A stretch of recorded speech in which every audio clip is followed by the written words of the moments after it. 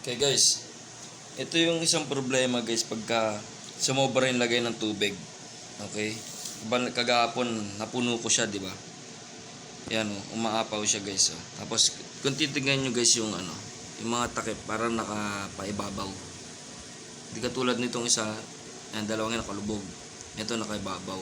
Ito nakaibabaw. Okay? So ang gagawin natin guys ngayon dyan, ganito. Tinanggal ko sa pagka-charge eh. Okay. Natin. Tanggalin natin muna siya. Tanggalin natin yung mga takip. Okay. Ayan. Dalawa. Ayun o. Kita mo sumirit agad o.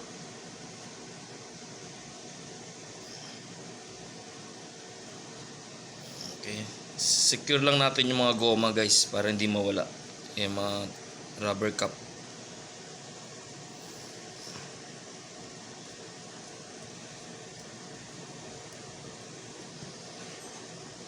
Ayan.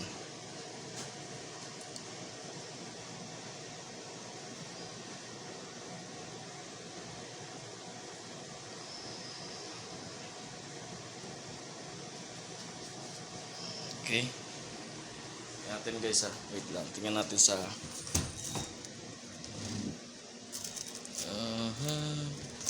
ito guys, dami kong mga abubot dito guys eh. Okay. Okay.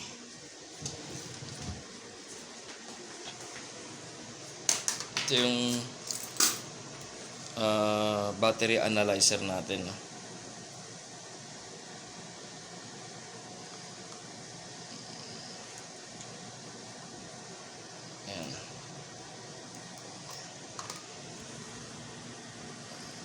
Okay, full. Okay yung battery natin. Okay. Check before charge. Okay, full daw siya. Battery state full. Okay guys, sa pagcha-charge ng battery guys, wala namang tips ko lang ulit sa pagcha-charge ng battery. Lalo na kung mga battery ang matagal nang na-stock. Okay? Wala namang oras kung ilang oras dapat siyang i-charge. Okay? Walang eksaktong oras kung na para sabihin natin full charge siya. Kasi inoobserbahan natin guys ang baterya eh. Hindi naman yung, lalo na yung mga na-stock na nga. No? Ang pinag-uusapan natin dito guys yung mga na-stock na. Halimbawa yung panay lagi lobat, yung ganun na.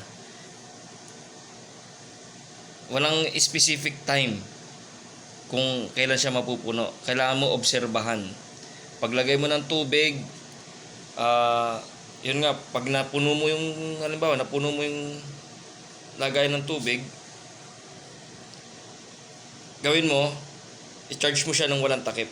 Kaya mo siya mag-overflow. Hanggang sa hindi na siya nag-overflow, ibig sabihin, nandoon na siya sa level ng battery niya, no? Yung water level niya. Pag hindi na siya nag-overflow, hayaan mo lang siya overnight. Tapos, checkin nyo bukas, kinabukasan, yung yung capacity niya dapat may ganito kayo. Mga battery analyzer. Okay, pagtapos ng charge, palamigin nyo ng mga 2 hours, tapos checkin nyo. Okay, pag hindi bumaba ng halimbawa, chinek nyo, after charge, chinek nyo yung voltahe, okay siya, 12 volts, 12.5 hanggang 13. Halimbawa, tapos, pagpahingay nyo ng 2 hours, tignan nyo kung bumaba yung voltahe o hindi. Pag bumaba yung voltahe, ibig sabihin palitin na yung baterya natin. Pero pag hindi bumaba yung voltahe, ibig sabihin good pa yung battery natin. Tulad nito guys, ito. Checkin din natin itong baterya na to. Papakita ko sa inyo sinasabi ko. Itong baterya na to. Okay? Sa next video natin yan. Papakita ko to. Kung ano sinasabi ko na bumababa yung voltahe. Okay? Hanggang sa susunod. Peace out.